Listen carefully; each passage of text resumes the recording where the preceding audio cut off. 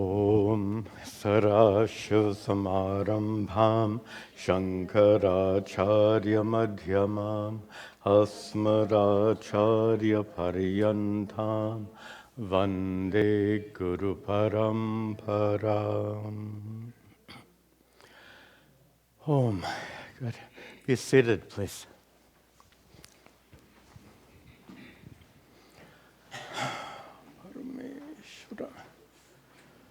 Om.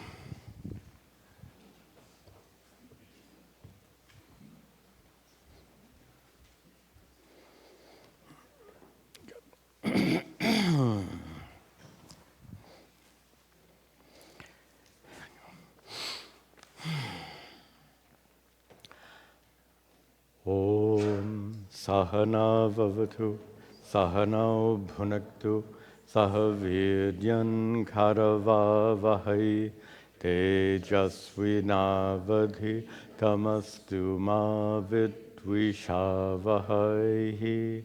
Om Shanti Shanti Shanti.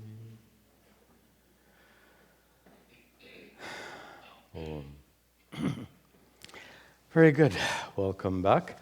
Welcome also to the many students attending these classes online. We continue today at the beginning of chapter 8. We began the chapter last week in which Sri Krishna introduced the importance of minimizing tamas and rajas and cultivating sattva guna. You all know the three gunas very well. I won't describe them further today.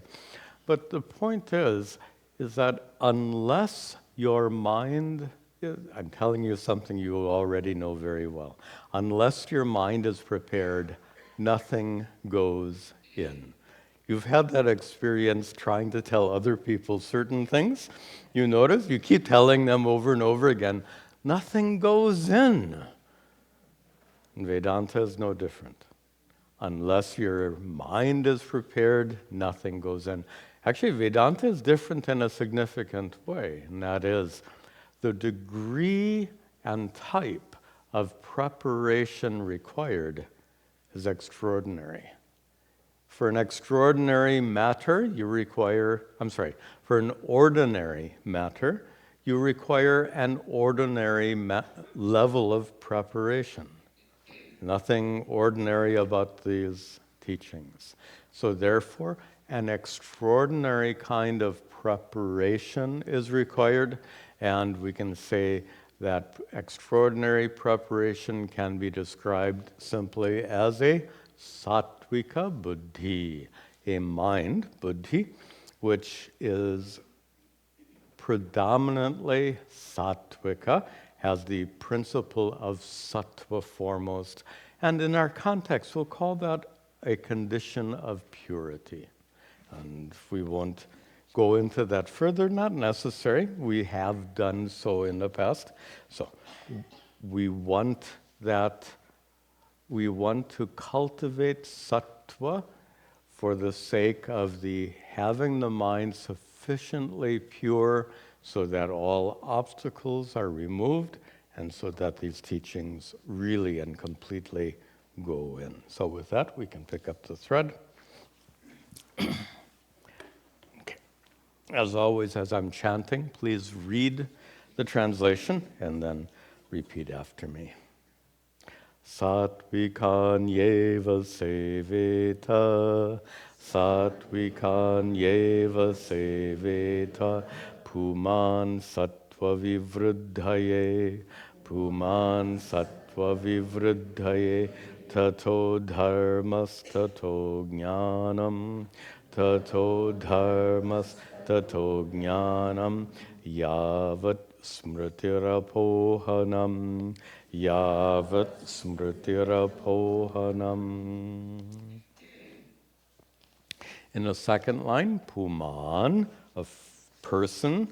In the first line, seveta, should resort to, in the sense that should engage with, satvikani eva, with sattvika elements of the world which are sattvika, leading to purification and spiritual growth.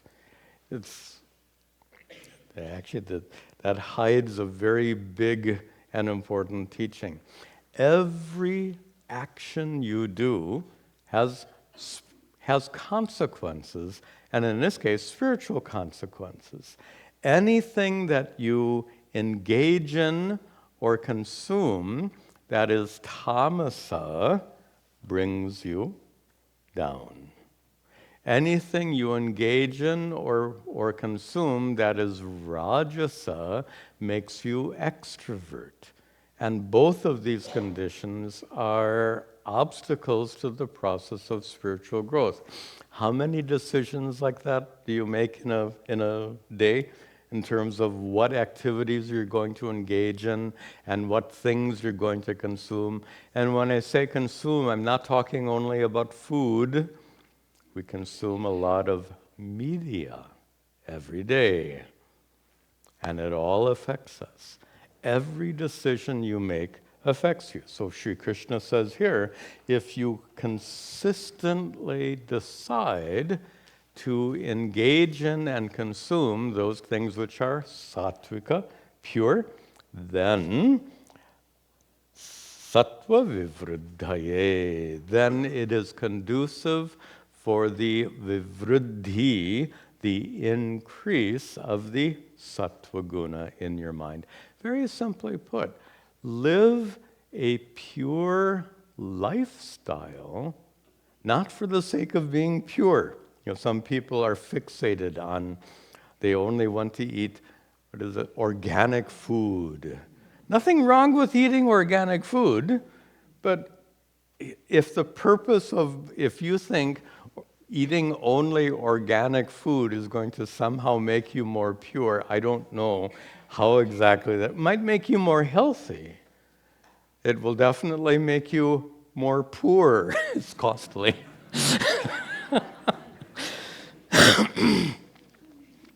But the purity we're talking about is not what you get by eating organic food. We're talking about sattvika buddhi, a pure mind, which is gained by making those choices about your lifestyle.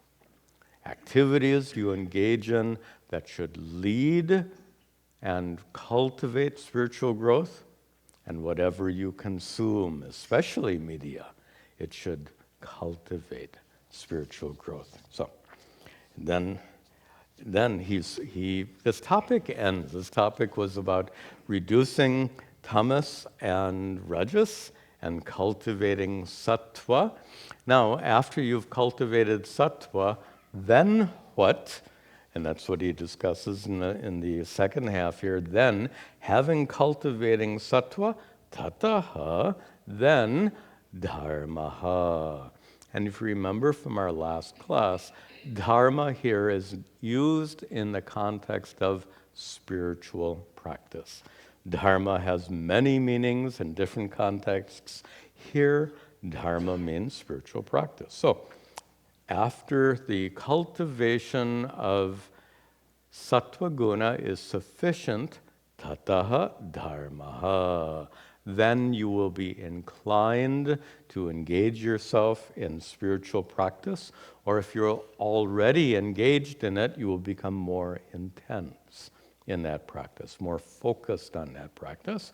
And then tataha, and then further, as a result of your spiritual practice, eventually jnanam. Jnanam here means spiritual wisdom, enlightenment is the meaning. Jnanam, of course, means knowledge. In this context, it means becoming enlightened. Becoming enlightened when? Yavat, when? Smriti apohanam. If you take these words very literally, it doesn't make any sense. And you become enlightened when you have smriti and apohana, when you have memory and forgetfulness. What? Well, we seem to have memory, and we certainly have more than enough forgetfulness. So these words are used metaphorically here. Smriti represents recognition of your true nature. Apohanam represents the removal of ignorance. Sometimes we forget this is poetry. And in poetry, words are never literal. We have to read them in a poetic sense. So when spiritual wisdom takes place, and when that spiritual wisdom has destroyed ignorance in particular, failure to recognize your true divine nature, that is the ultimate consequence. So what are the steps? We're leaving this topic behind now. The steps are the reduction of tamas and rajas, leading to the cultivation of sattva, leading to spiritual practice, eventually leading to spiritual wisdom, the removal of self non-recognition, to use my guru's words. Then, to conclude this topic, he gives an interesting metaphor. You may not have seen this before.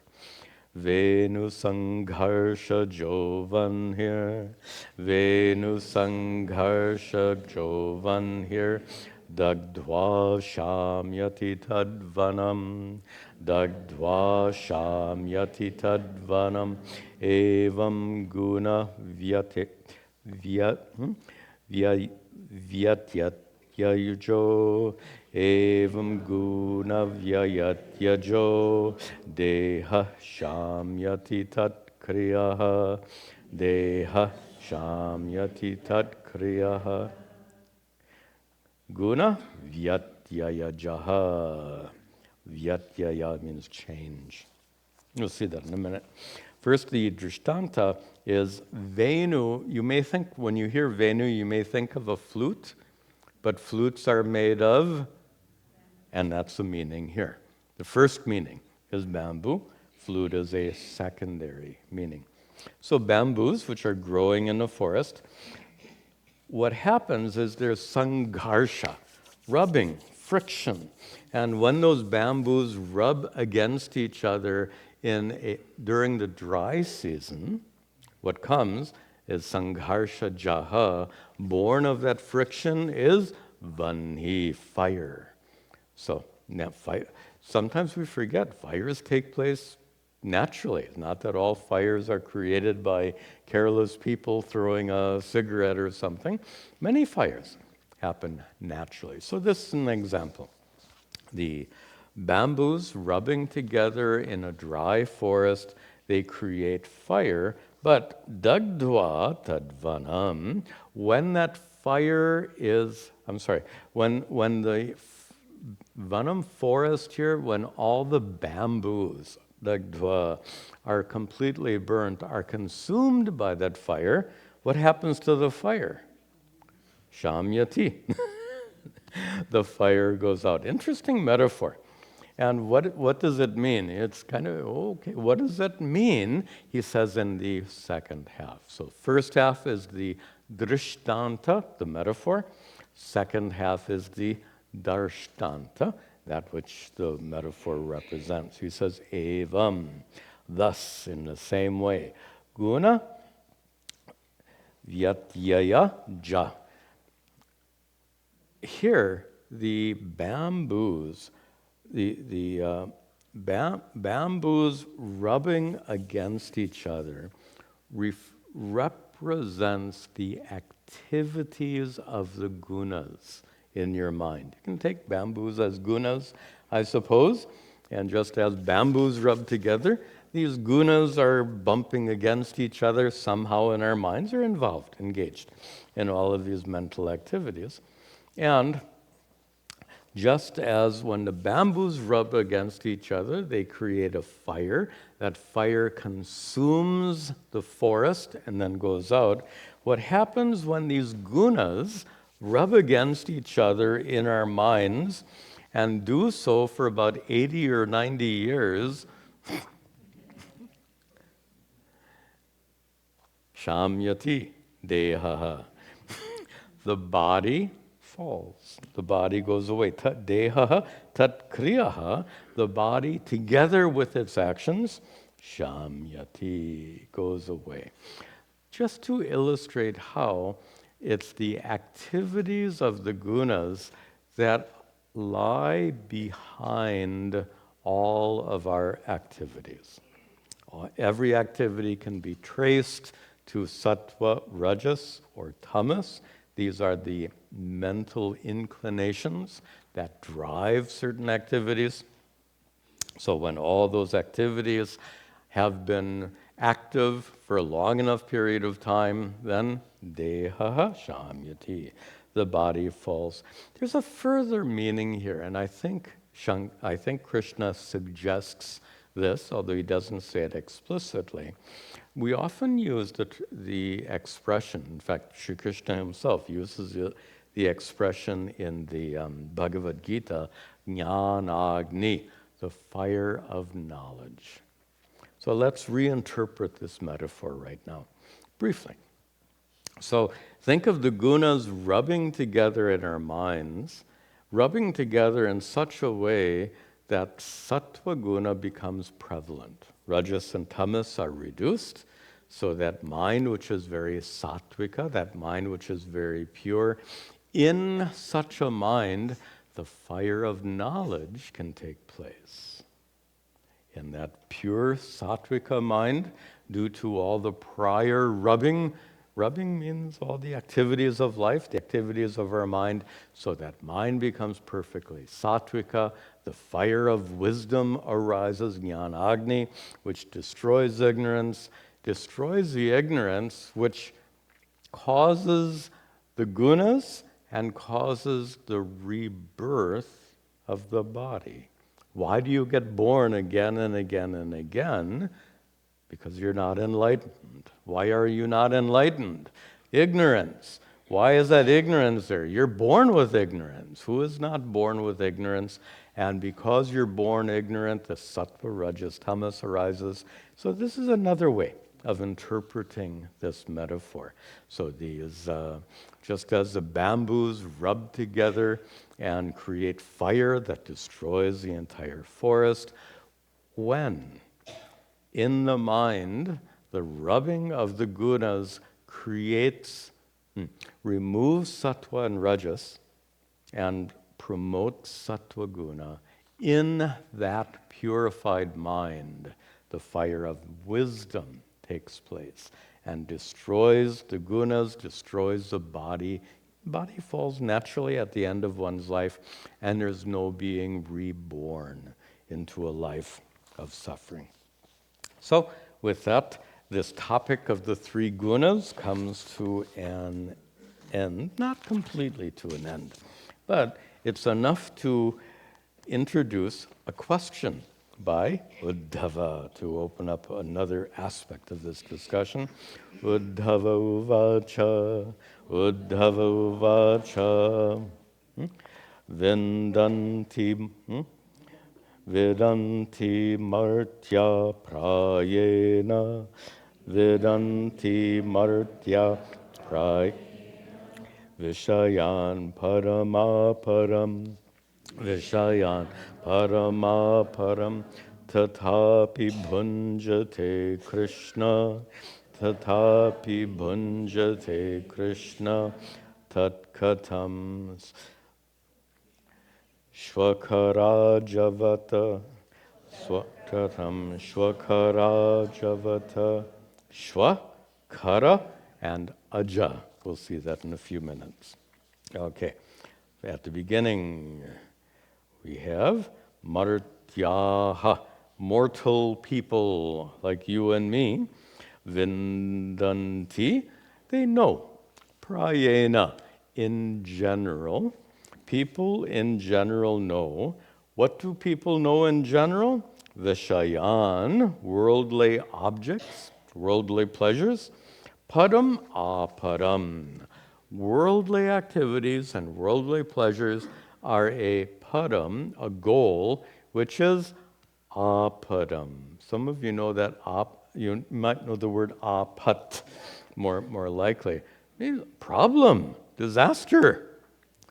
So these worldly pleasures culminate in apadam, in a disaster. They lead to a disaster. In what sense? In the spiritual sense that while you are busy enjoying your Starbucks coffee, while you are busy enjoying all the movies on TV or all the stuff on your phone, while you're busy doing all of that, your body is busy aging and dying. And you come to the end of your life having enjoyed a lot of Starbucks coffee, having watched a lot of movies. Bus. That's it. That's all you've accomplished. Can you imagine who will come to the end of their life thinking, I wish I had watched more movies. I wish I had watched more television. I wished I had browsed the internet longer. You get the point. So this is the observation he makes, and everyone knows this. Prayena, in general. You don't have to be a Vedantin. In fact, you don't even have to be very smart to figure this out. And that is that while we're busy enjoying all these trivial things in life, we're dying. And that end point is coming pretty quickly. And eventually, it ends in apad. It ends in calamity. It ends in disaster in the sense that your life is wasted. Human life, we don't want to get deeply into this topic, but human life is rare. We are given so many faculties and so much intelligence. Why should we live like other animals? Other animals are just focused on pleasure and survival, right? Every animal, including our primate ancestors, baboons and chimpanzees, etc. Actually, turns out genetically, we're quite similar to the great apes. So the great apes are not known as being deep thinkers for obvious reasons. They're apes. They don't have those faculties. And the point that Uddhava is making here is if we don't use our faculties, we are reducing ourselves to the level of those animals that lack those faculties. Then he gives this wonderful example in the second half. Krishna, remember cousin. What do they say in English? Bro.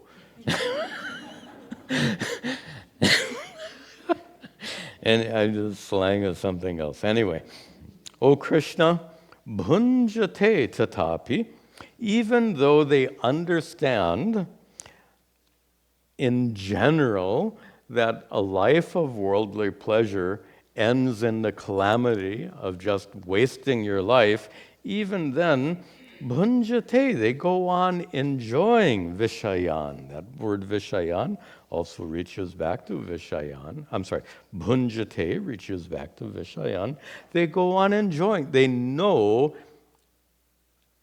enjoying trivial worldly pleasures doesn't go anywhere, but they continue.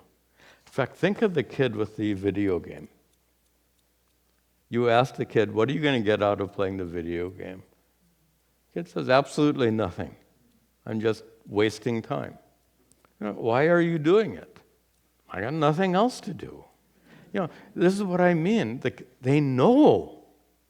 Don't think that they know they're not doing something valuable, but at that moment they don't have anything better to do, so they go on playing those games. But prayena, in general, they know they are wasting time.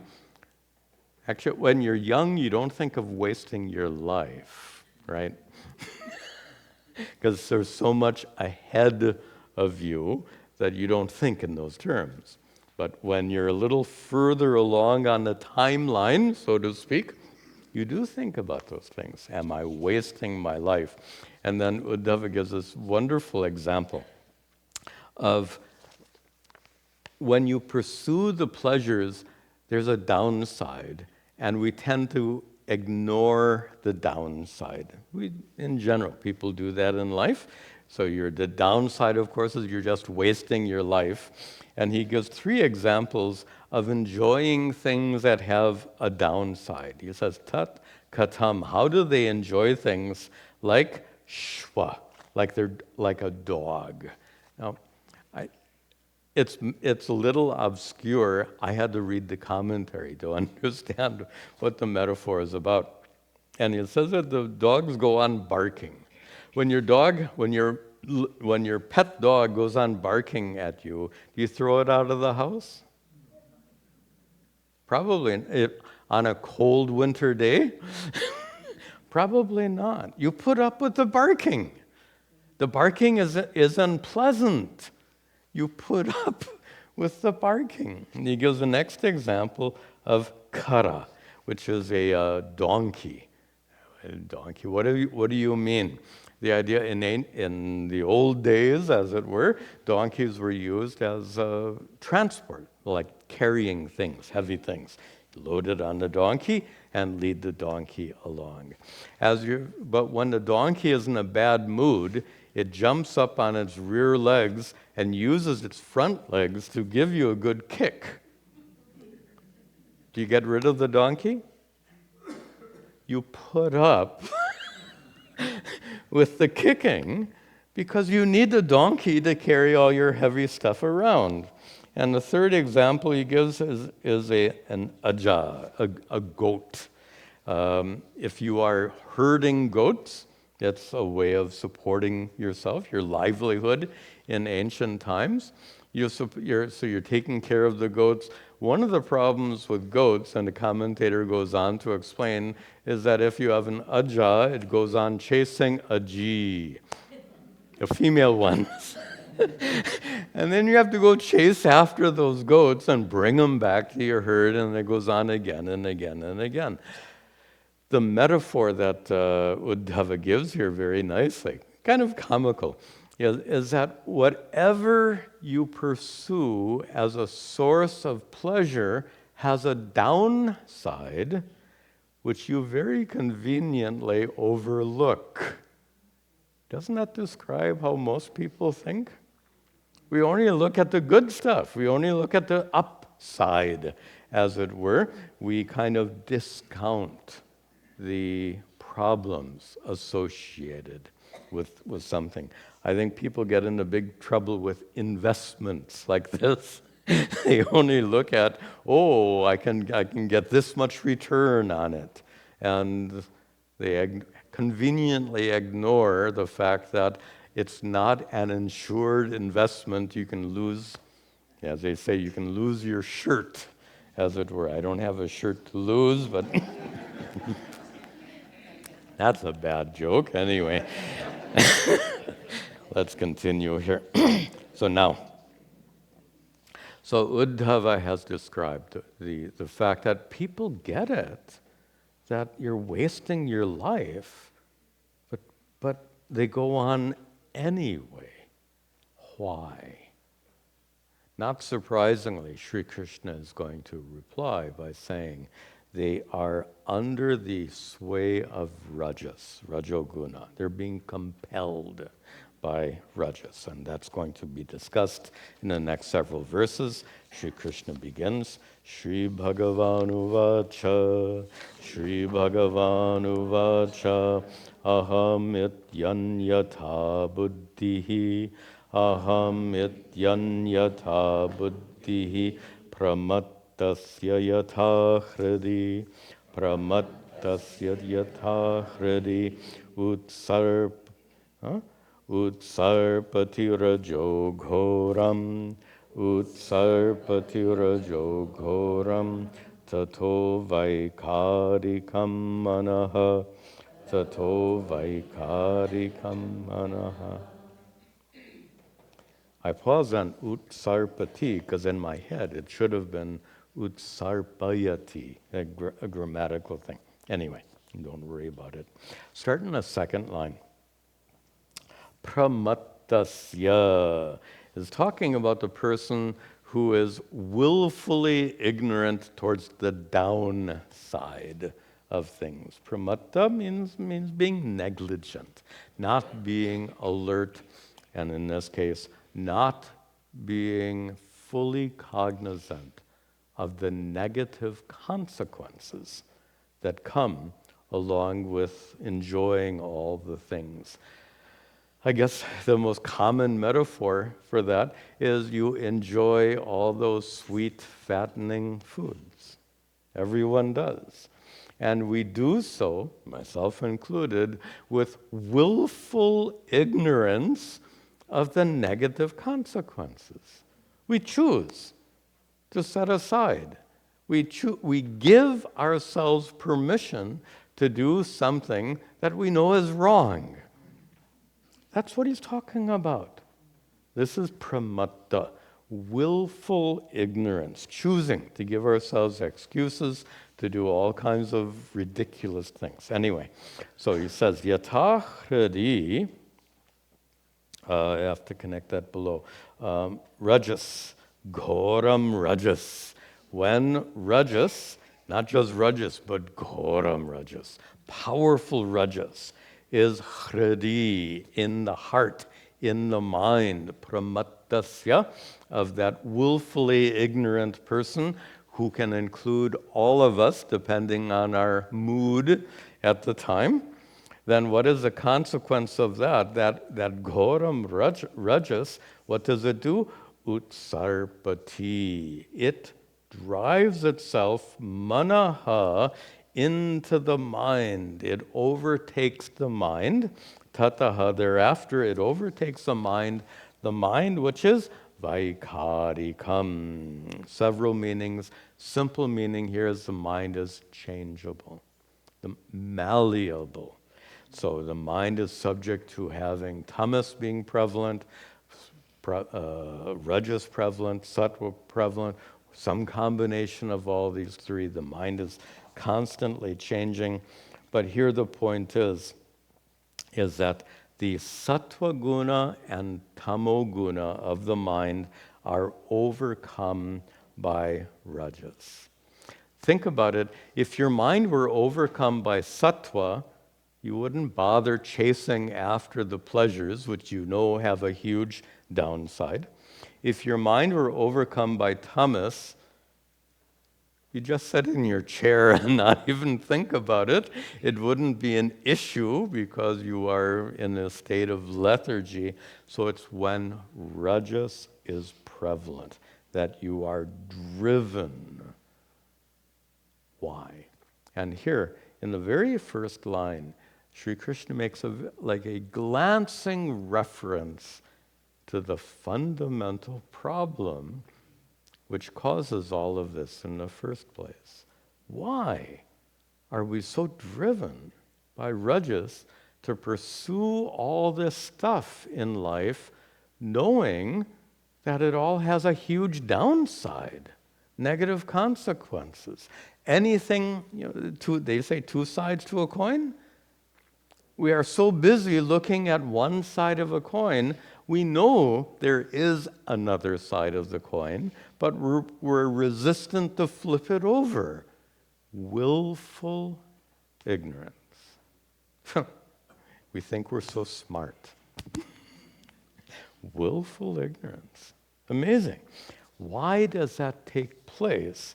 And he says in the beginning, pramattasya, for that person whose mind is given to this willful ignorance, why is rajas such a powerful influence? And Sri Krishna says very briefly, it is aham iti anyata buddhihi. It is because that person's buddhi, mind, is actually, anyata buddhi is also used as a technical term to describe you don't think correctly. You think anyata. You say ulta, has that same kind of sense here. Your thinking is disturbed, perverted. How? Aham iti. Aham is a pronoun I.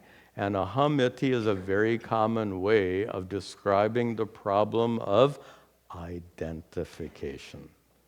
So Sri Krishna says this just in 1/4 of a verse. I'll describe it in just a few more words, but that's not our main topic here, so we won't go in depth into it. But the basic problem is aham iti, this anyata buddhi, this wrong thinking in the form of identification. When you say, I am this body, and this body wants more ice cream, feed it more ice cream. Who cares? The body doesn't care about consequences. Does your body care about how overweight it is? Body doesn't think. Body doesn't care. This is that willful ignorance we're talking about before, due to identification with the body, due to identification with your mind, due to identification with your, it's a big thing that drives people, identification with your status in society. Everyone has a nice car, you've got this junky old car. Not good. Get rid of the junky old car, get a brand new shiny car so your neighbors and friends won't think that you're some kind of, they're not paying you anything at your job or something like that. You want to look good in the eyes of others. Pretty obvious example of identification, ahamiti. This identification in this case with your role in life, with your status in life. And Sri Krishna's point here is that kind of identification is the fuel that drives this whole problem. Look at, let's give the counter example and then we'll move on. I want to see several more verses today.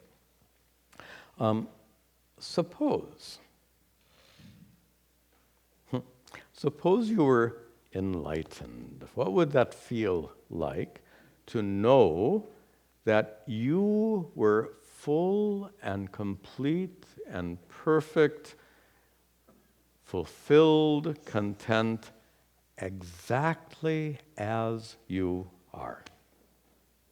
Nothing needs to be gotten rid of to make things better. Nothing needs to be attained for the sake of making you better. Everything is just perfect. Absolutely perfect. If that's your condition, and your neighbor sees your old car in the driveway, who cares? If that's your condition, and you see that container of ice cream in the refrigerator, but your doctor has told you to lose some weight, what's the problem?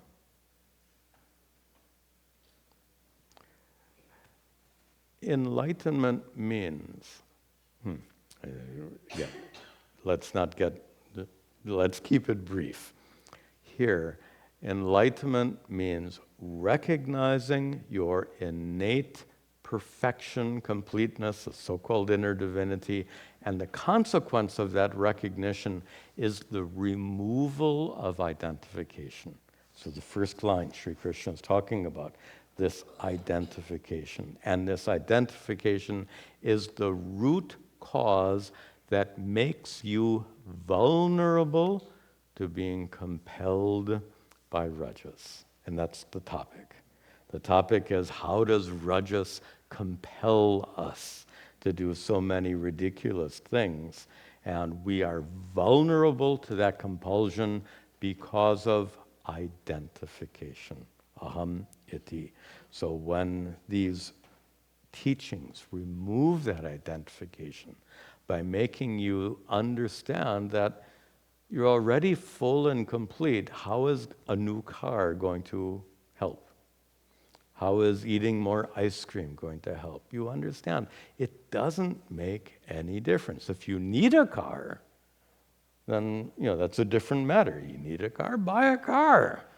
But the idea of being compelled to buy a car, that compulsion of rajas is present due to identification, which is Sri Krishna's little, like tickles the subject matter there, but he doesn't get into it in detail because he really wants to discuss this problem of being compelled by rajas. And he says really powerfully here, he says, Rajo yuktasya manasaha, Rajo yuktasya manasaha, sankalpa savikalpakaha, sankalpa savikalpakaha, tatah kamo gunadhyanat, tato kamo gunadhyanat, duhsaha syadhi durmatehe, duhsaha syadhi durmatehe.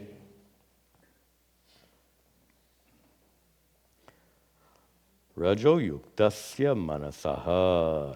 For one whose manas, whose mind, for one whose mind is rajas yukta, filled with rajas, dominated by rajas. For such a person, that person, when they encounter objects in the world, they think sankalpaha vikalpakaha, savikalpakaha. That person, suppose you see, and let's stay with that car. So you've got the old car in a driveway. On your television set, you see this new, whatever it is. Whatever is the latest car, if it's a Tesla, BMW, Mercedes, whatever it is, makes no difference. You see that car. And then, because of rajas, actually because of rajas and from the prior verse, because of the identification. So because of identification, even though your old car works perfectly well, right?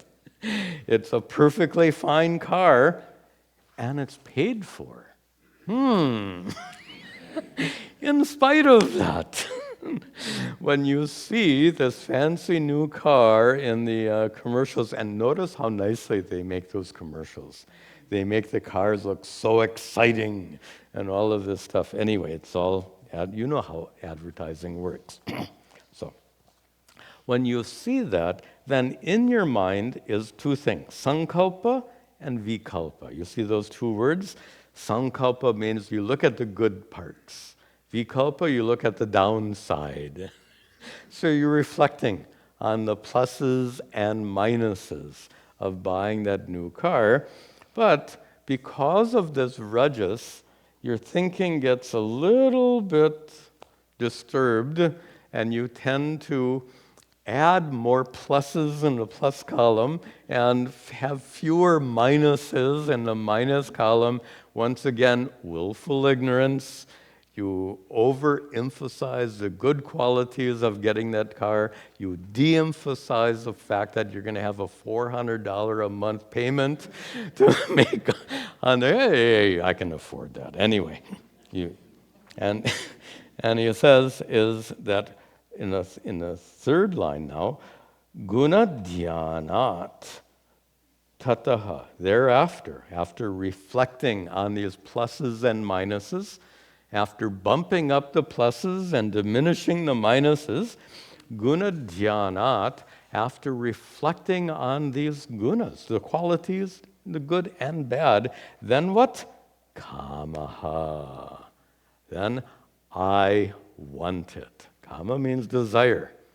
So first you go through this process of reflection and doing this somewhat biased comparison between the pluses and minuses. Then tataha kamaha.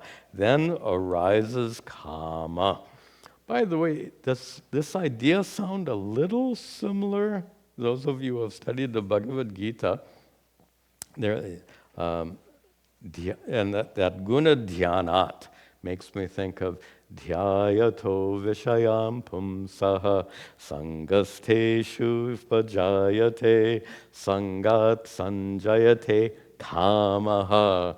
There's a 2-verse sequence in the second verse in the second chapter of the Bhagavad Gita that's famous. And it describes this slippery slope that begins, dhyayataha vishayan. You see dhyayata like this, dhyanat. You go on reflecting on an object, considering the pluses and minuses of an object. And Sri Krishna says, Teshu upajayate sangaha. Then you get attached to that. You think, oh, I need it. I need it. Do you need that car? The car in your driveway works perfectly well. But now I need the car.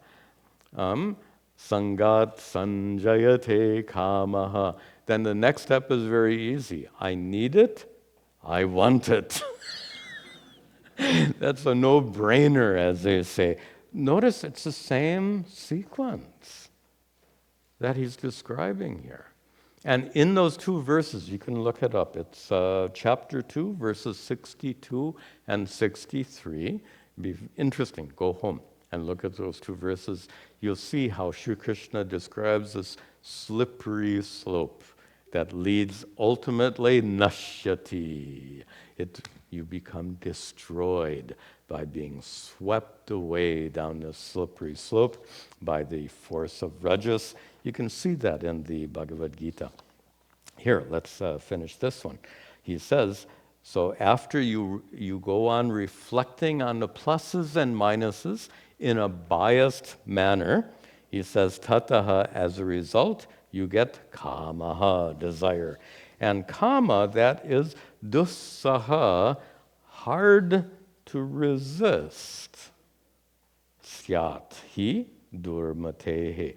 Durmatehe, for someone who is not very alert. Durmati literally means someone who's not very bright, but that's not the context.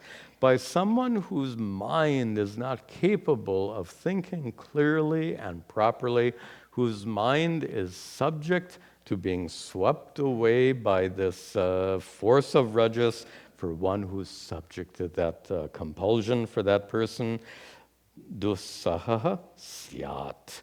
This compulsion is dussaha, hard to resist. So you go from this weighted, biased evaluation of merits and demerits, leading you to, I want it, and that desire, Sri Krishna says, is hard to resist, and it leads further. It leads where?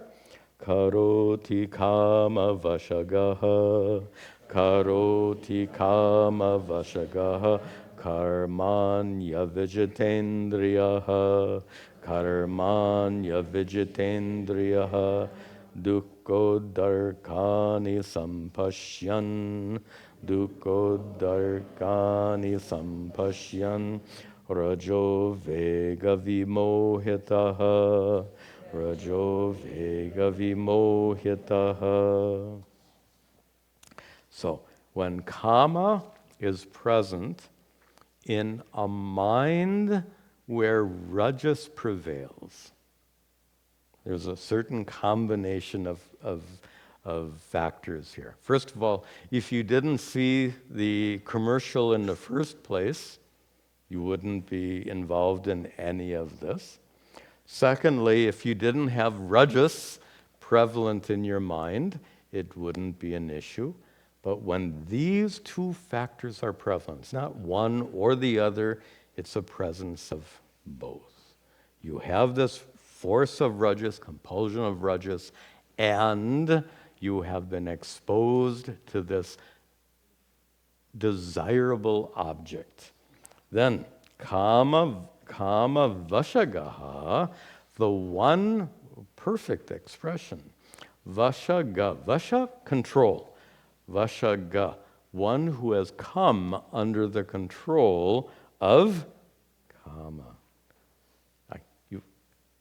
You've heard me use this word compulsion again and again and again. And here's the basis for it. It is a compulsion. You are being compelled And you may remember the example I've given before. It's like having an inner dictator in your head telling you, you need it, get it.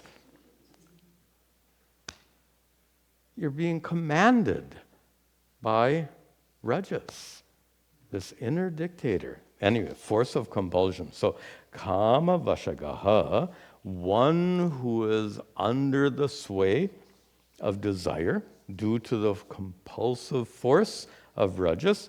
What does that person do? Karoti, that person does karmani, certain actions. In this case, the action is you get into your old but perfectly fine car sitting in a driveway, and you drive to the nearest Tesla dealer. Actually, you can't drive to a Tesla dealer, right? I think it's only online, is that correct? Anyway, so you drive, so if you're looking at a Mercedes, you're looking at whatever, BMW, you go to the local car dealer, and you start talking to the salesman, and you've been through all this, you know how it works, so you go and negotiate for your new car. All of those karmani, all of those actions are driven by the compulsive force of rajas. Again, remember the context. You don't really need the new car. That's the context. You don't need it. But you're being pushed into buying the new car. How? Identification. You want to look good in the eyes of everyone, and you want to feel good about yourself also. And then the problem of rajas, this compulsive force, a mind which is unrestrained. We're going to see that, I think, in the next verse. Let's finish this. So this person, and I'm just smiling because in this verse, Sri Krishna says it so powerfully. He says, dukkha uddarkani I missed a word here. Sorry, karmani. So when you are under the influence of rajas, and when you are identified with looking good in the eyes of others and looking good in your own eyes, then kama vashagaha, due to the force of that desire, karoti karmani. You engage in actions. You get into your perfectly fine car and you drive to the dealership and you start negotiating for the new car. And why do you do that? You know, you're driving a perfectly fine car. And where are you going? To buy a new car. That's exactly it. You're driving a perfectly fine car, and you're driving to buy a new car, and Sri Krishna says, why? Avijitendriyaha, because you lack self-control. Simply put, because you're not strong enough to resist the compulsive force of that rajas. If it were not so strong, perhaps you could resist it, but when it becomes too overpowering, it takes over, and you find yourself avijitendriyaha. You are not able to vijita, to overcome your indriyas, literally senses, but in this case, particularly your mind. Just simply put, no self-restraint. So you're in your car, you're driving to the... by the way, I've noticed when I go out on these roads that on Route 1, there seem to be a gazillion car dealerships all over. How many car dealerships do you need? Anyway, there just seems to me to be a lot of them. But look at the next point. Sri Krishna observes, and this is such a brilliant observation, dukkha uddarkani sampashyan. As you're driving your car, sampashyan, you're thinking, literally seeing, but here it means thinking. What are you thinking about? Dukkha uddarka. You're thinking about the Uddharka. How did I translate that here? Yeah, several ways. Uddharka, consequence. A consequence, what is a consequence? Dukkha, suffering. So here you're driving your car and you're thinking about, if I buy that car, I'm going to have that $400 a month payment, and my spouse has been already complaining that we're spending too much money. My spouse is going to be so angry at me if I buy this car. But look at this. Dukkha uddarkani sampashyan. You can add the word api. If he had two more syllables to use in a line, he would have put in api. Even though. As you're driving down, even though you're thinking of the negative consequences of buying the car, the huge payment you have to make, the fact that your spouse is going to be so angry, do you turn around? You don't turn around. Why? Rajo Vega Vimohitaha. Because you are vimohita. You are deluded. In the sense, like if you drink too much, you lose self-control. You become vimohita, in this case by the vega, by the force of rajas. You are overtaken by the force of rajas, and even though as you're driving, you're thinking about, oh, I'm going to get in so much trouble with my spouse if I buy this car, and you don't turn around. What's going on here? This is a topic that Sri Krishna discusses at great length in the Bhagavad Gita. He discusses briefly here. Let me just conclude with a couple of comments about what's going on. We use that Ratha Drishtanta, the chariot metaphor, all the time. That chariot represents. Actually, you're driving your car. You're driving your chariot, but you're not turning it around. Why? Why are you driving your chariot in the wrong direction? You know better. You actually do, right? You know that it costs. You know that the car you're driving works perfectly well because you're driving it. You know that it's going to be very expensive with those monthly payments, and you know that your spouse is going to be disapproving and very angry as a result. You know all of this clearly, and yet you don't turn around. What's going on? And this is the classic problem of intellect versus emotions. That's it. Intellectually, you appreciate the downside. Dukkha uddarkani sampashyan. You're considering the negative consequences. You know the negative consequences, but you don't turn around. Why? Buddhi and emotions. We have both. And they're both engaged in all of our decision making. If our decision making is driven mostly by buddhi, you would turn around, which would be the wise thing to do. But because of the force of rajas and because of the lack of self-control, you have these emotions. I want it. And I want to satisfy my desire. Also, I want to feel good driving my new car, and I want my neighbors and friends to see my new car and all of this stuff. So you want all of that. That's the emotion part. And this is a classic dilemma that we all face. And that is, frequently, our intellects and emotions are not on the same page, so to speak. They're going in different directions.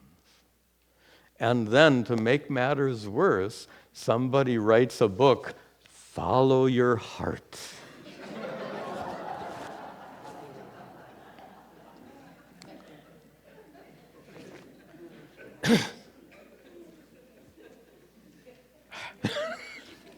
Don't buy that book. Let's finish this up with a very clear point. Decision making is a matter of evaluating pluses and minuses objectively without biasing it. It's a matter of looking at the good and bad consequences, and it's a matter of choosing what is most desirable over that which is least desirable. Tell me, how good are your emotions at doing that job? Can your emotions evaluate the pluses and minuses in an unbiased way? Can your emotions make the choice of what has the best benefit and the fewest negative consequences? That's not what emotions are made for. And please note, I'm not saying, this is not to put down emotions. Emotions are a natural part of who we are. The point is, if your decision making is driven mostly by your emotions, you're not using the God-given faculty of intelligence to make better decisions. So emotions are a fact of life. Thank goodness that we also have intelligence. With those powerful intellects, we can resist the force of rajas and make the right decision. In this case, turn around. Okay, enough said. Tomorrow, we have our Upadesha Sahasri class, brilliant class on Vedanta, Shankara's text, tomorrow at 10 o'clock, followed at 11 o'clock by satsang. Come with your questions. Hope to see you then. We'll conclude with our prayers at the altar.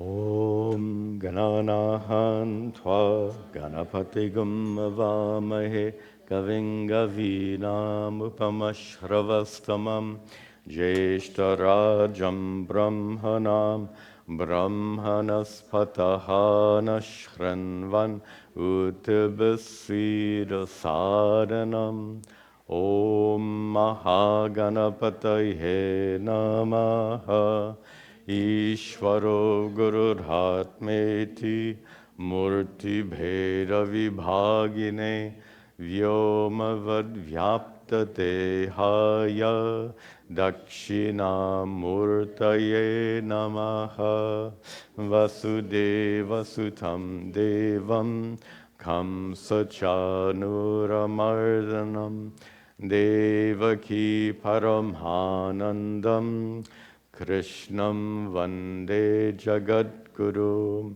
Om Sarve Bhavantu Sukhinaha Sarve Santu Niramayaha Sarve Bhadrani Pashyantu Ma Kaschid Dukkha Bhag Bhavet Asato Ma Sadgamaya Tamaso ma jyotirgamaya mrityor ma amritangamaya. Om Shanti Shanti Shanti. Om Tat Sat.